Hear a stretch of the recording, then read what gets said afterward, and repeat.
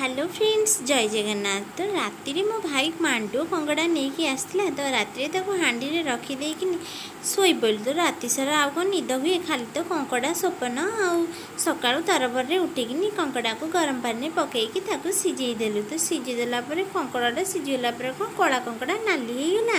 नाली है ठंडा पानी रे गोटी करी काढ़ी पकईलु। ओहो, कंकड़ा छड़ेबा कि कष्ट, आमको तो पूरा 2 घंटा लगिगला। आपण जदि कंकड़ा छड़ेबार रेसिपीटा जानी नथिबे ताहले ए वीडियो कंकड़ा छड़ेबार रेसिपीटा निहाती जानीदेवे। तो सब कंकड़ा गोटी गोटी छड़े सारा पर तो एमती भांगिकी भलसे आम धोईकिनी कड़े सोरष तेल पकईकिनी कंकड़ाटी को भाजिलु। तादेहरे किछि लुण हल्दी पकईकिनी कंकड़ाटी को भलसे भाजी नियंतु जेपर्यंत नाली न होइछि। कंकड़ाटी नाली अंश भाजी होगला परे आपण किछि पात्र रे काढ़ी रखी दियंतु।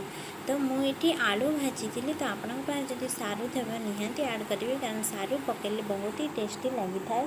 तो आलू भाजी होगला परे मु पियाज रसुण अदा जीरा पेस्ट करके रखी तो पकईकिनी भलसे आलू को कषिदेलु। तो भलसे आलू कषि होगला तादेहरे लुण हल्दी मिक्स कर देलु। आलूटी आमर कषि होगला आम पानी देकिनी घोड़े देलु। तो आलूटी आमर सिझीगला कंकड़ा भाजी रखि कंकड़ा को आम तादेहरे पकई देलु।